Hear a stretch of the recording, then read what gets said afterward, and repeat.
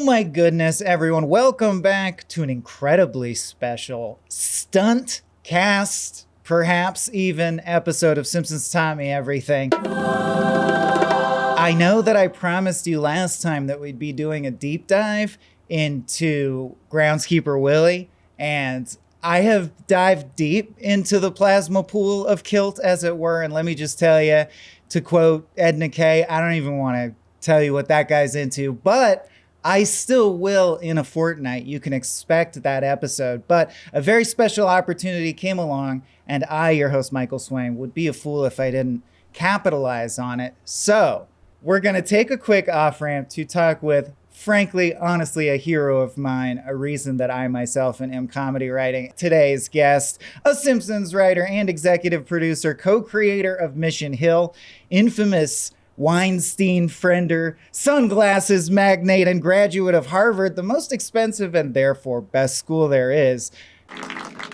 Congratulations, you've just graduated from the most expensive and therefore best school there is. Mr. Bill Oakley. Welcome, Bill. Thank you. Thank you. By the way, I don't think Harvard is the most expensive school there is. I think it's the one my daughter goes to. I've had just about enough of your faster bashing, young lady. But Harvard is up there, and however, when I went, it only cost $14,000 a year. That tells you how long ago that was. Well, congrats. Thank you. On getting her where she wants to be. But you're right where I want you, which is frankly surreal. On the previous iteration of this feed's cast, the Cracked podcast, I was lucky enough to talk with Mike Reese and Jeff Martin. Love to continue expanding my little collection here. And I'll kick things off by sort of bringing the dessert first. And I say that because if people don't know, you have built a lot of your life the last few decades around food, eating. Yeah, those are the two words. I don't know that there are other words for that. Culinary, that's the classy word for it. Tell me about the Curiosity dinners and how it connects to the whole steamed ham things, if at all. Aurora Borealis. At this time of year, at this time of day, in this part of the country, localized entirely within your kitchen. Yes. Or if you're just cleverly rolling that into advertising your food ventures. Oh, yes. I can tell you, I fill you in on all that stuff. Please. Yes, first of all, for those who are not familiar, and people really should be familiar with it at this point, I have fashioned myself into a mid-level food celebrity. Now, if there's anyone listening to this who can help me become an upper-level food celebrity... Stop your bloody whinging, Marge! Gordon Ramsay! You up, Big Blue. Please get in touch immediately. And that would include someone who would have me on, like, Top Chef or give me a big article on Bon Appetit. Okay, so I do a lot of culinary, I do comedy writing, and that's we should talk about that too, which is my series on Audible. Yeah. But my hobby is doing food-related things. I appear on the show The Food That Built America regularly on the History Channel. I do a lot of food things on my Instagram, which is @Bill Oakley. I even have... I'm launching briefly a brand of my hot dogs. Believe it or not, they'll probably only be available in the Pacific Northwest. But I'm doing a collaboration with Senator Sausage Company, Bill Oakley. That's why he's here. Watch his energy flag after this moment. Yes, for sure. Then, and also most notably, and most of interest to your audience, I'm on tour doing a series of ticketed dinner events that are called the American Culinary Curiosity Dinner. So far, I've done them in Portland, Austin, Cincinnati, and Omaha. I have 2 in San Diego. Next week, I have Atlanta, Greensboro, North Carolina, and Boston, with more to come. BillOakley.com is the place to go for all the information and tickets about these things. The Culinary Curiosity Dinner is something that I'm extremely excited about because it enables me to eat a lot of other weird foods I wouldn't be able to get otherwise. And that's how it started out. This country is like, in most cities, you can get a Chicago-style hot dog or a Detroit-style pizza, right? But there are thousands of other regional delicacies you can't get outside of a mile or two outside of where they're created. The North Shore roast beef sandwich, the Altoona-style pizza, Rhode Island clam chowder. Ha ha ha! Chow dear! It's chowder! Say it right! For example, that's just sitting 3 of 1,000. Right. All right. And I wanted to eat these things, and I know other people do too. But you can't get them in most cities. Most restaurants don't have this kind of stuff. So I'm collaborating with restaurants in various cities to create a 7-course menu of unusual foods you would never get in your city. of foods from all over the country. And along with it, I give a funny talk about regional American foods, and with Simpsons stuff thrown in for Simpsons fans. It's about 30% Simpsons, and it's all Simpsons food stuff because there's a lot of it. Domestic imports. It is a very fun event, and if you had the chance to go, I highly recommend you do, and I will sign your Simpsons merchandise for no charge. Sounds amazing.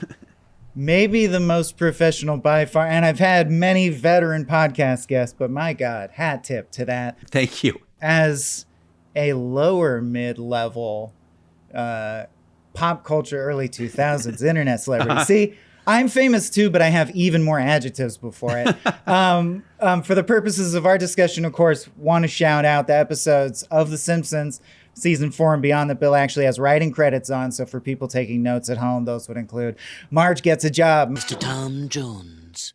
Hello, Marge.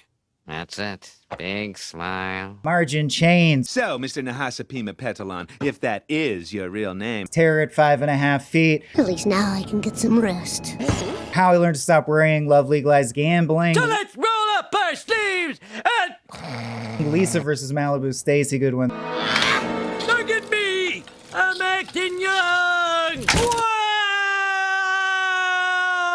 Sweet Seymour Skinner's Badass Song. Come on, have a sense of humor about yourself. Lady Bouvier's Lovers. I'm in love! No, it's a stroke. Sideshow Bob Roberts. Oh, I am a fair man. Grandpa versus Sexual Inadequacy. I had sex! Bart versus Australia. And this is for the United States of America. Who Shot Mr. Burns? Arrest the baby! And of course, Steamed Hams. I hope you're ready for mouth-watering hamburgers.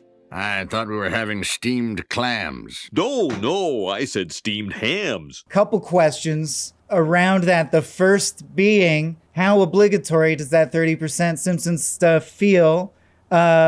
Please be honest, because I've talked to people in all sorts of of course, all my references are from The Simpsons. So people in between their I'm not Spock and their I am Spock phases. I am sure you don't know me from my thing, but the thing that some people know me from is called After Hours. And I certainly have had my own mini version of, I resent that that's all I'll ever be, and now it's long ago, and I want new things. No, hey, I got something. Some people don't get anything. I'll sign your After Hours stuff. Come here, great. Where you at with all that? Vis-a-vis The Simpsons, Mission Hill, which of course was a show that I assume you had more direct control over, but didn't go nearly as long. And then how much you screw all that stuff, it's all food now. Versus the comedy tip. Yeah, where are you at in energy balance-wise? It is mostly food. Now, I'll as you alluded to earlier, I've tried to meld the steamed hams with my food pursuits. Because what happened was when I began these food pursuits, it was 2018, and that was the year that some people voted steamed hams the internet meme of the year in 2018. It was all over the internet, as you know. Still, you see it from time to time, but not like the tidal wave there was in 2018. So you had that just befell you and you decided to roll with it? And I was like, this is a chance, because steamed hams, as everyone knows, is a euphemism for hamburgers. I was like, I'm going to use that in all my food things. So you see, I have my neon sign for my Steamed Hams Society, which is a club, a Discord club that I have for food lovers. And there's a lot of there's Simpsons stuff on there too. So I have that, but I also give out STME awards every year on my Instagram for best and worst foods, fast foods, condiments, frozen foods, etc. And a lot of times, almost any food thing that you see with the word steam in it is somehow connected to me. In fact, I now have the trademark for the phrase steamed hams as a food product. Oh, wow. Too. And how complicated were those hoops to jump through? They were quite complicated, because you would think that was property of Fox or Disney, because it was a script that I wrote for them. However, they either didn't care or didn't notice that I was trademarking it, and now they can't sell. I don't know why they didn't sell steamed hams at their Krusty Burger anyway in the Universal Studios or the Universal, right. But they didn't, and now they can't because they're mine. And I'm going to start selling frozen steamed hams or something like that when my hot dogs thing are done. My hot dogs. And hey, if this all craps out the way America's going, I got to point out that would make a great sign for a hamburger chain that serves members of the SS, around the States. Oh my God. I promised I wouldn't get political. So let's steer back to The Simpsons. You very adroitly didn't answer the emotional core of my question, which is whether you resent the runaway success of The Simpsons and steamed hams. I personally, I love it when people talk about steamed hams because I wrote that thing and I'm excited to continue to dine out on it decades later. And you're happy to do that. Yes. And you're like, yeah, that's so cool. I'm less interested when it's about episodes that I didn't have very much to do with. But if it's episodes that Josh and I produced or we wrote, I'm always happy to talk about them and whatever, sign stuff or whatever. I don't like going down the deep dive into something I had nothing to do with, like Homer's long speech about sugar, when you get the sugar, whatever, like that's as much as I assume you're like, also very good comedy writing. Yeah, not mine. Right, exactly. So, but when it's about steamed hams or something that Josh and I wrote and produced, and especially Mission Hill, by the way, which is our beloved stepchild that got mauled by the WB network. Mission Hill fans are when people talk about Mission Hill, they immediately come to the front of the pack in my esteem. A couple episodes I talked about as a little kid inadvertently pulling that trick on Matt Groening by being a precocious little kid in the crowd talking about life in hell rather than The Simpsons. And he's like, pull that life in hell. There you go. Up. People love that, right? But I, as a comedy writer who's worked in rooms and as a freelancer whose writing credit gets plastered various places in all kinds of different scenarios, I always ask this and want to ask you as well. That list I read, or in the Simpsons writing room back from season 4 to 9 or whatever, and then when you EP'd, how much does that mean that you wrote those words? Or are Simpsons episodes insanely room-driven and collaborative? How many of your initial draft words would make it to the screen? What were you guys smoking when you came up with that? We were eating rotisserie chicken. It totally depends on which episode it was. Like the first one we wrote, which was Marge Gets a Job, that was Conan's idea. And we wrote it as freelancers. We were not on the staff. And I would say probably only maybe 10%, if that, of our original words are in there. However, as time went on, we became more proficient at writing the scripts. And we became, Bart versus Australia is probably 85% our original draft. Oh, nice. Who Shot Mr. Burns is probably like that. Steamed Hams is verbatim what I wrote, except for we changed like it from it was dinner to luncheon or whatever, a couple of words just to make it continuity. But as we grew, as we became the more senior writers on the show, I'm sorry, but we have a substantial check here for a Mr. Abraham Simpson. That's right. I did the Iggy. Our material would go in basically verbatim. And so Sideshow Bob Roberts, Australia, Who Shot Mr. Burns is 80% at least our original stuff. Now, it depended on the episode, by the way. Sometimes, you would get first drafts that the whole staff could rewrite it in an afternoon.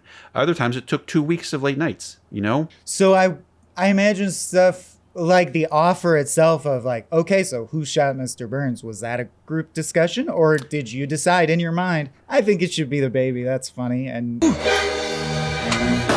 no, that wasn't. I mean, sure, people who've heard the commentaries know the story of this, but it was not it was Josh. It was Matt Groening's idea. He came into Josh and I office before the story retreat and is like, why don't we do some sort of stunt like, Who Shot Mr. Burns? And we are like, hey, that's a good idea. Yeah. So Josh and I made up the story. We took it to the story retreat. Everybody was excited about it. We wanted it to be Barney because we wanted Barney to be sent off to jail because everyone was tired of Barney at that time. And then he'd come back a few years later and he'd be different man, reformed person. Sure. But it was James L. Brooks who said it should be a member of the Simpson family. Okay. And that's him, because he's all about the Simpson family and the emotion and so forth. That's why he's such a successful guy. So he said to be the baby, and he used to be the baby, and we were like, we didn't like that idea. We thought it was stupid that it was going to be the baby. You're stupid, you stupid weak baby. Because it would be an accident. But then it was David Merkin, who's running the show at the time, said, well, what if the baby did it, but it wasn't an accident? And we were like, how do you convey that? And he's like, well, he could shift the eyes. And then we're like, okay, that's good. And then we wrote it like that way. Yeah. And since it's been canon that you can pan to Maggie and she's packing and she's a threat. Yeah. I think that was where that was invented. So anyway, it wasn't, not all of it was our idea, but the script was mostly ours. Okay. Well, I hear the warning in the subtext that I'm saying things that have been said in the DVD commentary. That's okay with me, as which long I as your haven't listeners haven't memorized. listened to the commentaries. So that's fine with me. I'm gonna keep it fresh and move on to questions that are non-Simpsons related. Your 30% has been wiped clean, except potentially for some answers to our quiz later.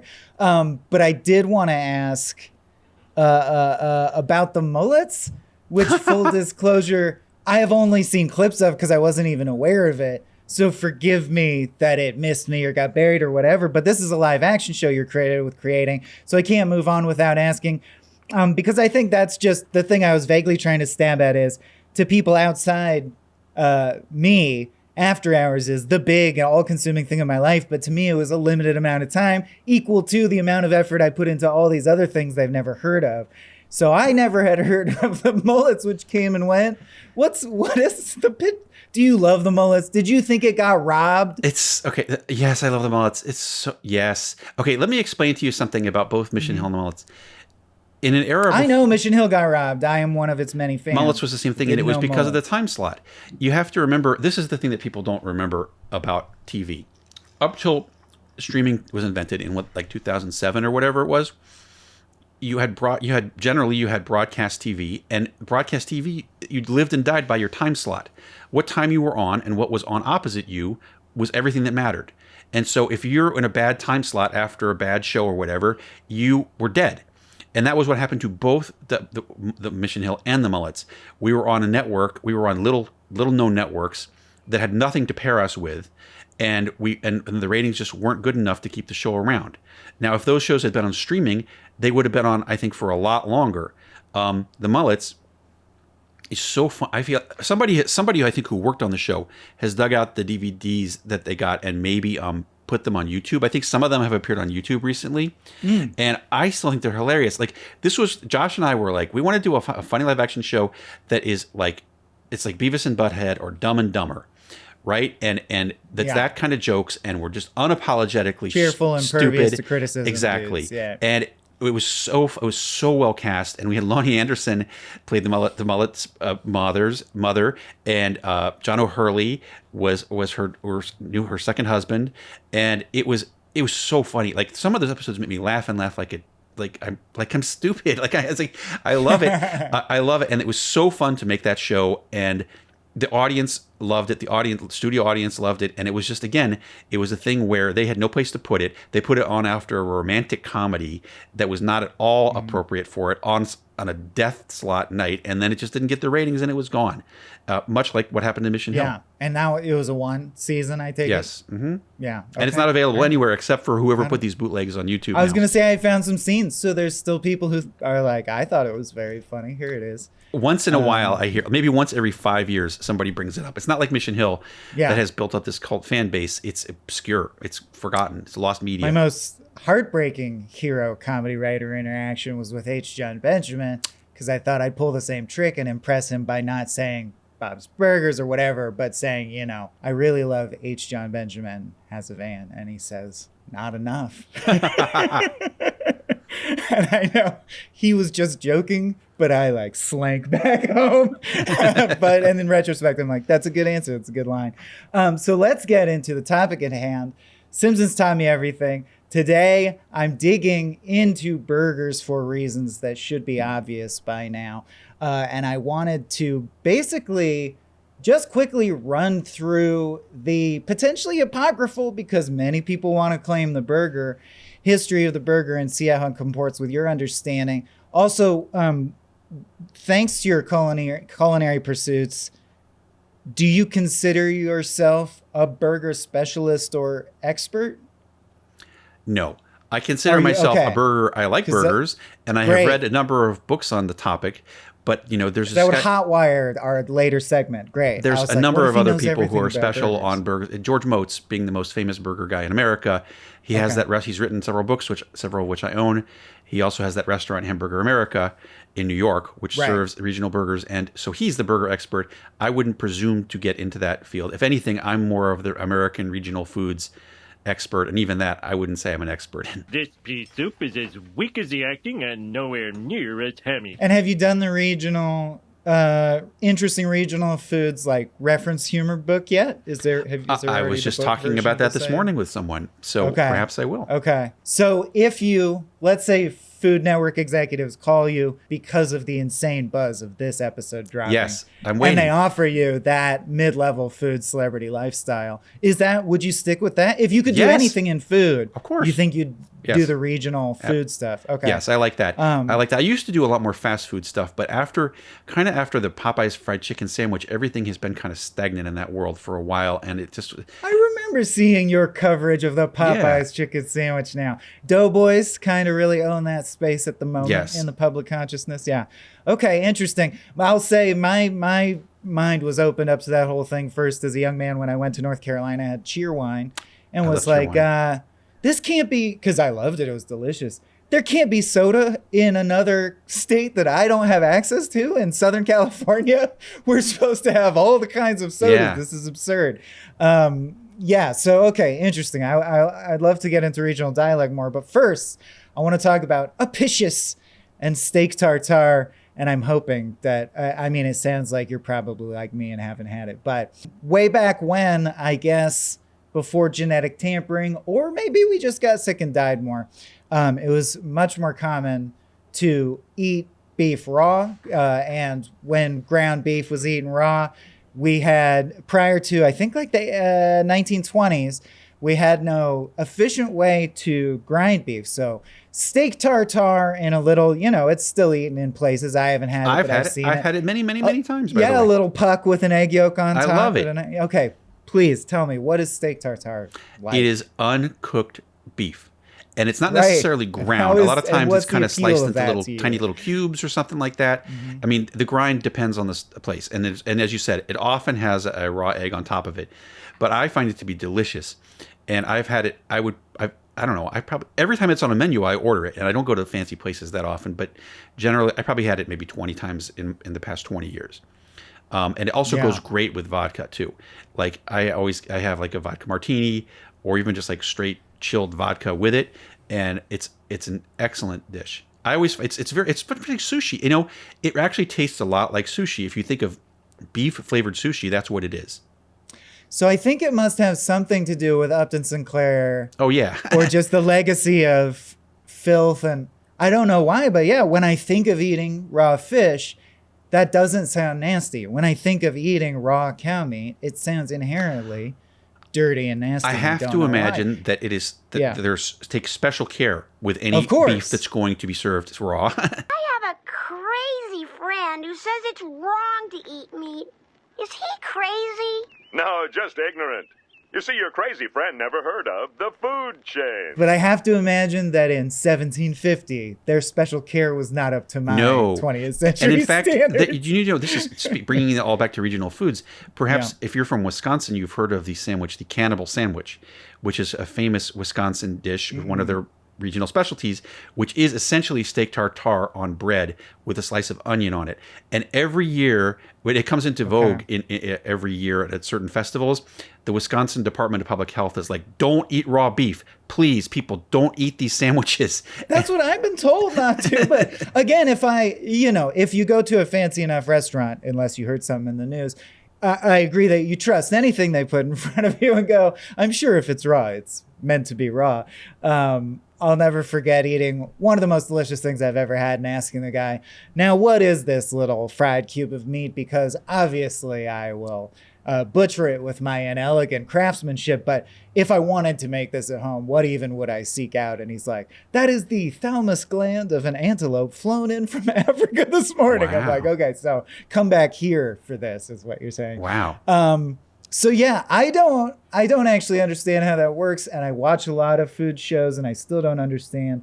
But I would trust anything above a certain price point if they're like, this is chopped up sloth skull, and I'm like, oh, it's really, really, really good. I don't know why, I don't know how, but apparently, long before we ever thought of cooking it, literally the very fact that it was high effort made having ground beef quite a delicacy ever since it's spread culinarily as steak tartare. First described officially in a Jules Verne novel that I'm unfamiliar with called Michael Strogoff, but I like that You know, he's bringing everything into the public consciousness. Giant squids, steak.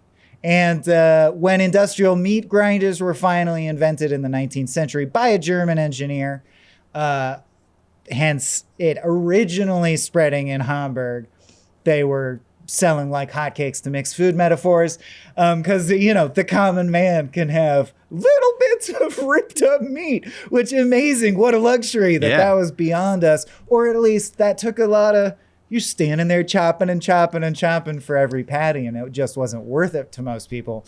Flashing forward to the more modern history that I imagine people are more familiar with, White Castle, actually, in case you're getting it twisted and think it's McDonald's. White Castle being the chain that first popularized sliders, but cooked ground beef in America. And what I want to posit and ask you for your take on, Bill, is that I feel like we underrepresent the importance of the onion to the history and taste and legacy of the burger. And I know people who don't like onions, so I'm going out on a limb here. Maybe you don't have onions on your burger. But White Castle was notable for adding a big, thick cut onion. And then I will say, having had many regional burgers, the best burger I've ever had is a Depression-style onion burger, which is where they chop up the onions and grill them on top so that the onion juice leaks in, and it stretches burger further and makes it cheaper, and it's big in Oklahoma area. And so like there's this place called Nick's Grill in Oklahoma that would be the high-end gourmet version. That's the best burger I've ever had in my life. But they also have a chain there, Tucker's Burgers, that I'm always like, I don't understand why this chain is not nationwide, so I can't get these everywhere. I feel the secret to a burger is onion content. Bill, agree or disagree? And then what do you think is the secret to a great burger generally? I wouldn't say it's the secret to a great burger. I would say that a burger can be great without onion, but I'd say onion, especially onion grilling the burger with onion or whatever, is excellent. And onion and beef, onion and meat, onion burger have gone together for hundreds of years. And apparently one of the first recipes, it's a recipe in one of the first cookbooks ever made by mankind in like the 1300s, has like, it's like beef and onions. It's like the thing. They go together great. They go together great, and they have been, just the chemical reaction of it is beyond me, but there is some specific chemistry involved in onions and beef making each other taste better. Yeah. Now for me, I don't have the info on that. Yeah. What do you look for I would in say your favorites? I don't have to have onions. I like onions in the burger, but generally I don't have onions lying around in my house. So when I make a burger, I want it with cheese. Well, first of all, I prefer a burger with cheese. I wouldn't really get a burger that didn't have cheese. But I also like to have, I know that there's a lot of people who are purists about burgers who, much like people who are like, you can't put ketchup on a hot dog, drive me bananas. You can't put ketchup on a Chicago-style hot dog, right? Sure, but regular hot dog, who cares if you put ketchup on it? It's totally fine. Ketchup.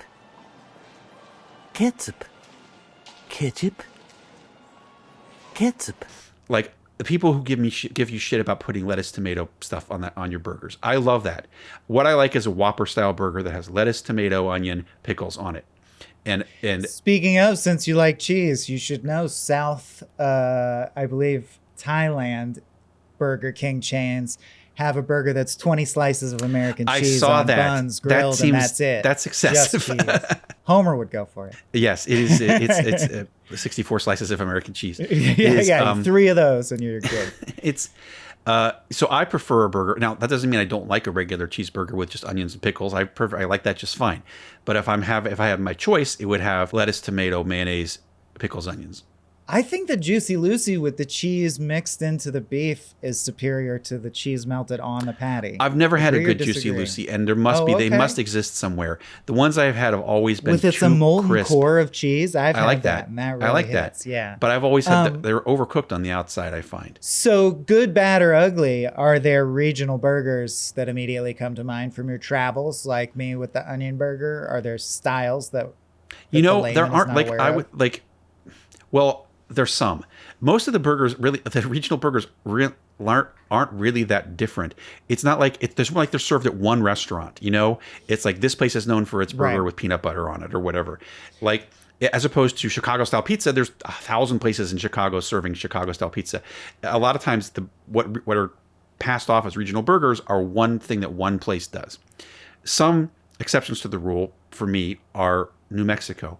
New Mexico Hatch Chili Burgers, sold at Blake's Lotta Burger, which is a big chain in New Mexico. I love those. I can't think of too many other burger styles that are widespread within their states. There are a few, but generally, that's the one that I think of most when I think of there's a burger style I love that is only sold in one particular area. That's the kind of bold flavor they enjoy in Albuquerque. Before we get into our burger game, which will take us to the end of the show, I think just organically I want to ask, because I'd be remiss if I didn't, screw burgers and categorization. What are some of the greatest hits from the Curiosity Dinner or just your experience in regional foods that come to mind? Well, in fact, the first dinner that we ever had was a collection of what I consider the greatest hits. And these are things because, and I'll tell you how this came about, was Mission Hill. Last year was Mission Hill's 20th anniversary. Congrats. And thank you. And you can't see it on streaming or anything like that. It doesn't play anywhere. So Josh and I went around the country showing it in movie theaters. And we showed it. We went to 25 cities, most of which I'd never been to before, like Pittsburgh, Detroit, et cetera, et cetera. And every time I went to a city, I was like, what can I have here that I can't have anywhere else? And that's how I started to try these things like the Ohio Valley style pizza, which is super weird. Like the Ohio Valley style pizza is served kind of in the junction of Ohio and Pennsylvania. Mm-hmm. So I had it in Pittsburgh. And it's pizza where the cheese and toppings are put on cold. And every time I show a photo of this, people are freaking out. They start laughing. And it's like, well, they take it seriously. Wait, but the dough is cooked? Yes. The dough and the tomato sauce are cooked. The toppings and cheese are put on cold. See, I can see your expression there. That's very common. So, but I thought it was great. It's kind of like, I wouldn't say it's pizza. It's like adult Lunchables. Lunchables. That's exactly where my mind went. Yeah. I really like that. I also have had... at our dinners, I would say the biggest revelation to most people is Ohio sauerkraut balls. And you would think that I'd never heard of this dish, but it's apparently incredibly popular in a couple cities in Ohio, in Akron and Cincinnati. Mm-hmm. Versus Cincinnati. Not Cincinnati. Come on. Don't you realize this is costing me money? Both have their own style of sauerkraut balls. And what they are, it's like a hush puppy. It's like a fried ball. It has sauerkraut. It also has chopped pork or ground pork in there and onions. And they're excellent. And they have a little, they come with a little dipping sauce. And we've had those at a couple of these dinners, and everybody has been raving about them. Dang, that sounds great. All right. So Curiosity Dinner, everyone check it out. That Bill Oakley on Instagram, BillOakley.com. But I'm getting hungry, so let's play our game. My custom game invented just for the purposes of today's discussion is going to be called Say Burger. So I am going to describe a specific burger joint or burger concept or actual sandwich currently served in the continental U.S. If you think I'm telling the truth and this is a real notable burger I found on the internet, it's a burger. If you think it's made up, I'm bullshitting you, then it's a burger, like a poseur. I better write this down. You can also say true and false. Okay, I just, I might have to do that. It's my job to make it cute, not yours. If you're having trouble, it's like that Viva Variety game, Mork, Pjork, or no one remembers what I'm talking I know what you're talking about. Thomas Lennon, I love you. I miss you. But so basically, is it a real burger? Is it not a real burger? I could have called it Burger Dash if I wanted to be less confounding. And then for bonus points, if you're able to identify what real notable cartoon sandwich or burger the fake one is a reference to. Oh, okay. I didn't just make them up out of nothing. They are specific cartoon burgers. Starting with the Heart Attack Grill, founded in Chandler, Arizona, so you know it's hot there too, features a wait staff that dress like sexy nurses and fare like the quadruple bypass burger with a Jell-O shot on the side and a pack of no-filter cigarettes. The Heart Attack Grill, America. This is true. This is in Las Vegas, and I have looked in the window. I don't like to get full to the point that I feel gross. And this place is all about that. It's repulsive. And people actually do go in there. First of all, I believe you get your burgers for free if you weigh over 500 pounds or something like that. Correct. I'd say it's it doesn't appeal to me, that type of eating.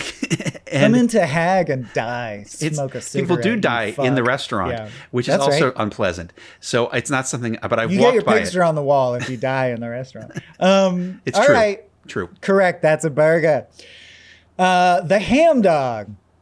After a legal struggle, the ham dog is now an officially patented sandwich concept in the U.S. It sounds like in good company with Bill's steamed hams, as it requires a special bun shaped kind of like when the school snake eats Millhouse. Hey, cool! There's a rabbit in here! So that it can accommodate a hot dog with a hamburger patty in the middle. This is also true. I've seen photos of this online. This is not the first time somebody's tried to make this dish. I believe there's someone in Australia who actually also has patented it or whatever. Did it as like a meatball that's pierced with a... Yeah, that's right. Different. Yes, I've seen a number of different incarnations of this. And as you know, they have at 7-Eleven, they have those hot dogs that are long and tubular that like rotate on the big bite hot dog things, you know? And those are another incarnation of this concept. Oh, they have those covered in burger meat? Yeah. They're not covered. No, they're mainly just burgers. They're long, they're just burgers cylindrical shaped burgers. Oh, a ham dog in the more literal sense. Okay. This southern chain is specifically so focused on the juiciness and moisture of their burgers that they will only open restaurants below a certain elevation. You could call their signature burger a crusty burger, but you'd be wrong. Be there and be square. I believe this is false. Can you identify the marketing, what fake burger I'm inadvertently marketing?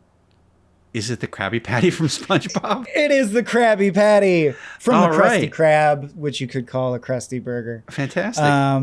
Great. All right, moving on. I got 100% on this thing. Run. Yeah. A southern fried regional kind of burger patty made of a combo of beef and pork, along with a filler ingredient that is then deep fried to stretch the meat, called a slug burger. Yes, I know that one. That is a regional thing from Mississippi that I have never tried, but I've heard about many times. That's true.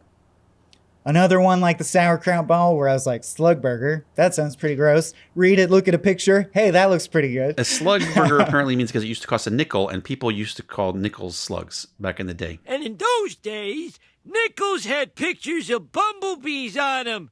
Give me 5 B's for a quarter, you'd say. Yeah, you nailed it. So I can move on.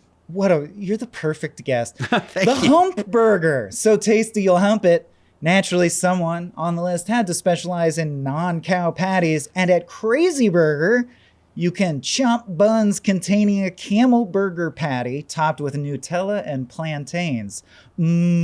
Confusing. The hump burger. This is a tricky one. This patty, is a tricky one, but I think that's false. Plantain. That is a real burger at Crazy Burger in San Diego, currently being served. Oh my God. Finally tripped you up. Here we go. Slater's 50/50 is a small chain that's specialty is a burger patty which is itself 50% ground bacon. Their signature being, you're already nodding. I'm like, people have heard of this, but I still have to mention it because it's crazy. The bacon burger, which is a bacon patty burger topped with bacon cheese, dusted with bacon salt, with bacon ranch dressing, and covered in thick cut bacon. I think there used to be one of those in Pasadena. I've been there. I've never been, but it's really good. Yeah, no, that's real for sure. All right. Perfect for silencing your crap factory after a long night of binge drinking and grimly housing 64 slices of American cheese. The Wake Up Hammy from Richmond Creamery features 18 ounces of sizzling beef soaked in farm fresh butter, topped with bacon, ham, and a fried egg. That's the Good Morning Burger from The Simpsons. Sir, I'm describing the Good Morning Burger. How could I beat you on your home turf? We take 18 ounces of sizzling ground beef and soak it in rich creamery butter. Then we top it off with bacon, ham, and a fried egg. We call it the Good Morning Burger. All right, sold at DBG's in Philadelphia. And let's hope that stands for Dollar Bill Guy, because it's the most expensive burger currently for sale in the U.S., featuring ingredients imported daily from Japan, Ireland, France, and Italy. It is the patty is soaked in cognac and topped with lobster tail and caviar, while the bun is, of course, laid in gold leaf, and the fries are drizzled with New Zealand Manuka honey. I believe that's true. It's a real burger. Yeah. We'll take your rich asshole money, you rich assholes. This one's pretty good. At McGuire's Irish Pub, the bathrooms are dirty, the servers are rude, and the best burger is the terrible garbage burger. The menu describes it as a bit of everything, which in this case includes corned beef hash, liverwurst, pepperoni, mushrooms, banana peppers, pineapple, red onion remoulade, wasabi, guacamole, peanut butter, marinara, a scoop of ice cream, hot fudge, and a cherry on top. Eat it and get the feck out. I think that's false. That is a real burger. Sounds like an Always Sunny burger, but McGuire's is a real Irish pub currently serving that piece of shit burger. It was the ice cream that made me think this is fake. Everything up to that point. Right? Where it's like, but this is the thing, people do this now. That's a meme, not a burger. You want me to come here and talk about this on my podcast and take a picture of this burger. Yes. And you know what? It worked. All right, last but not least, no shirt, no shoes, no problem at this very old school drive-in with tons of foot traffic, where you can get anything from a side of ribs to exotic meat burgers that taste like chicken, because in a few million years, they will be. Editor, insert Jeopardy theme. I don't understand what is meant by in a few million years they will be chicken. They're dinosaurs. I have to assume you're talking about dinosaur burgers, and it's fake because it's from the Flintstones or something. Bronto Burger, the chain from the intro sequence of the Flintstones. Okay, great. We got there after some effort, folks. Yes. Yes, put everything on it. Don't hold back anything. More relish. More. And the pickles. Oh, don't forget the pickles. Here you are, friend. Hey, what's the big idea? Give me back that burger. Tisk, tisk, tisk, tisk. And I believe that was a near perfect match of say burger. I think I got two wrong, but that was pretty good Bill. still. Thank you. And and as we always say about these games, when people get them wrong, it's my fault. I made the weird game bad. It's good that Bart did that. It's very good. One I didn't actually shout out because I didn't think it would trip you up, but I'd be remiss not to mention is, millions of people must have at this point made you aware of the steamed burger. Yes, which is a Connecticut regional burger. Meriden, Connecticut. Yes. And now they call it steamed hams. Like many That's my call trademark that now. Steamed They're going to be getting a call from my attorney. But it was a technique that was already a thing, which I guess is it makes the beef really lean. You steam all the gross, fat out. apparently. Everybody nasty. Everybody I know who's ever gone to that place has reported that they didn't like it. A Connecticut steamed hamburger. It does exist. All right. But before I let Mr. Oakley go, of course, because this podcast is in the mold of a Simpsons episode. I mean, there's several molds, but in the mold of the most common form of Simpsons episode, I will now make it important, which I will do by pretending that this was all planned and comes together nicely at the end into some kind of heart-filled statement. Beautiful. That's not true, but I played the right music. And in this time, as it sometimes does, it comes in the form of two media recommendations. The first one I imagine it's more likely you've come across, which is, have you seen The Founder? Oh, yes, twice. I love The Founder, and I say to you, the listener, that it's a great statement on something that I want to sort of circuitously draw back to the very nature of the steamed hams meme itself, which is something I learned in the other thing I want to recommend, a book called The Origin of Brands, which applies the same sort of logic that Darwin applied to the descent of the species to the idea of brands. And in a nutshell, the thing that really blew my mind about that book was the takeaway that if you look around, you'll see in most cases, everything has exceptions, people have room in their head for like a winner, a loser, or what we'll call, for the purposes of this episode, a mid-level success, and nothing else. And they don't want you to be two things. Your Pepsi or your Coke, your Nintendo or your Sega. And then there's like this broad thing of tertiary brands. And the other thing, like evolutionary trick that it applies to that is the idea that the only way a new brand truly comes into existence and flourishes is by either pretending to be or really being an actual new product. So marketing wisdom has become, in a lot of quadrants, but how is this, even if it's not true, something that's never existed before? No, you're not competing with milk. You're soy milk. You have to invent a new thing. Oh. And often you can do that by taking things away. Fat-free milk was a huge billion-dollar idea. And then, of course, diet soda had its day. So it's like taking things away. And all of this, much like it does in the evolution of organic species, just leads to multiplication, a more and more complicated grocery store and world where everyone struggles to associate anyone with anything more than one thing. And I guess what I'm saying is, when you think about what got you into comedy writing and the sheer luck you had to come in at season 4 of, the Beatles or whatever analog you want to have, the meteoric rise of adult comedy, sitcom.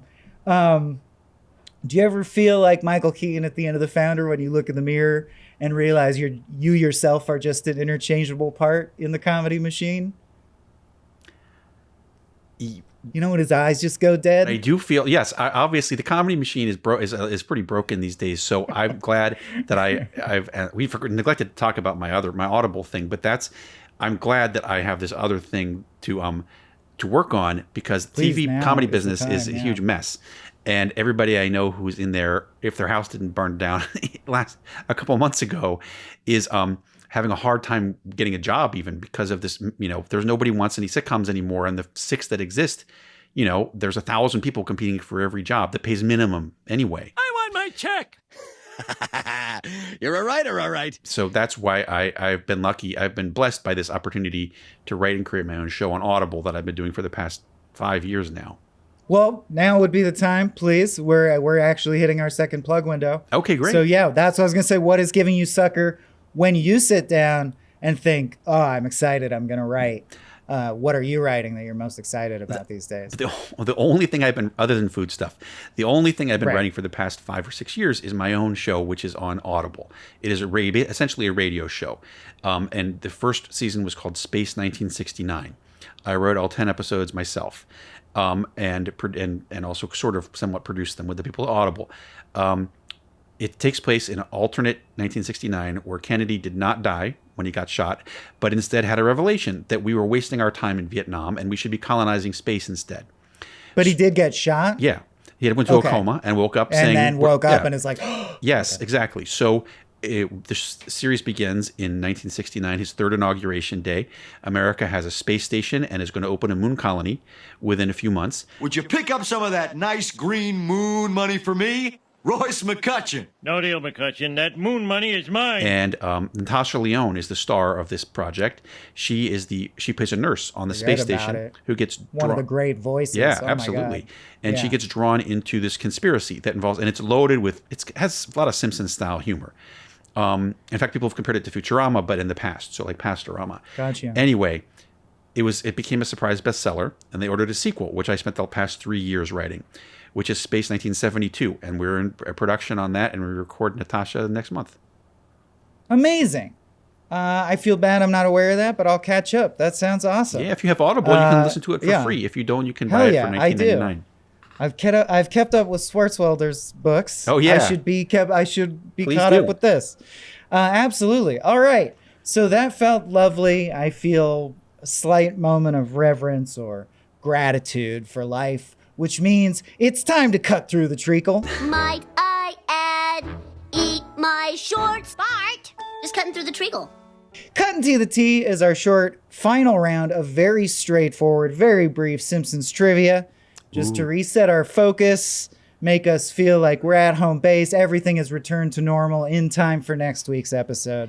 There are 2 modes, Bill. Reflex mode and puzzle mode. Reflex mode of Simpsons trivia is 10 relatively straightforward questions that I expect you to know, but a little trickier as they go. Puzzle mode is more of a single thinker question, but you can take your time and ask for clues. So I don't like that kind of question. I wanted to do the first one. The first one. All right, here we go. So far, almost everyone has done puzzle mode, so I appreciate you. But I figured a veteran Simpsons writer should be able to slay these. Start the clock. We'll Who see. composed the Simpsons title theme? Danny Elfman. Only who can prevent forest fires? You referring to me referring to you, whatever, that kind of thing. I need an answer. You selected meaning you me or referring you to meaning me. you? Exactly correct. When Lucy Lawless appears as Xena, could Xena fly? I don't know. I don't think I saw that one. No, Lucy Lawless could fly. What does Marge like about potatoes? They're neat. She thinks they're neat. What's the name of the leader of the cult that the Simpsons family joins? I don't remember. The leader.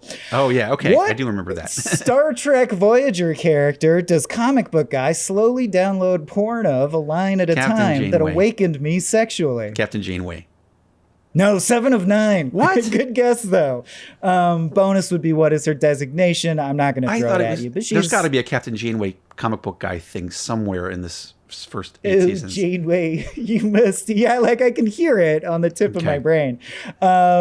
What character? Oh my God, these are not written specifically for you. So if you don't know this, I don't know what. What character was originally going to be revealed to be also Homer in disguise, but then they didn't do it? Oh, Krusty. Krusty the Clown. What does Moe call a garage? Car hole. Car hole. What's the name of Springfield's only burlesque house, and what does that translate to? Maison Derriere, rear butt house. Butt house, back house. And who is Barney Gumbel's favorite prime minister? Lord Palmerston. Lord Palmerston. I'm gonna score that as a 9.5 out of 10. Thank We can you. Go back and check the tape. Definitely an all-time high for reflexes mode. Whoever wrote the episode with Xena in it can feel a little sad. The legend Bill Oakley. I has knew that not she was in the seen or episode. did I just not don't recall remember your that episode. The as well. Collector. Yeah, it was a treehouse. One of the treehouses. All right. Thanks again so much. That's our time. Appreciate you being here. Literally any final words before you vanish? Thank you, everybody. And I hope to see you guys coming to one of my dinners at a city near you very soon. We will flash that info now. Now let's go whip donuts at old people. Homer says, increase your wordiness. Today's word is crapulence, which I learned thanks to its inclusion in the script for Who Shot Mr. Burns Part 2. Smithers had thwarted my earlier attempt to take candy from a baby, but with him out of the picture, I was free to wallow in my own crapulence. Crapulence means gluttony, eating or drinking too much, stealing candy from a baby, making a burger out of bacon and butter, that sort of thing. Why don't you wallow in yours? Well, you will. And Simpsons Taught Me Everything will be back in another fortnight with a solo scripted deep dive essay I'm tentatively titling Free Willy's Wonderland. At this point, I'm fairly confident it will be the most definitive scholarly work ever released on Groundskeeper Willie, so look for that. Ah! That worked so well.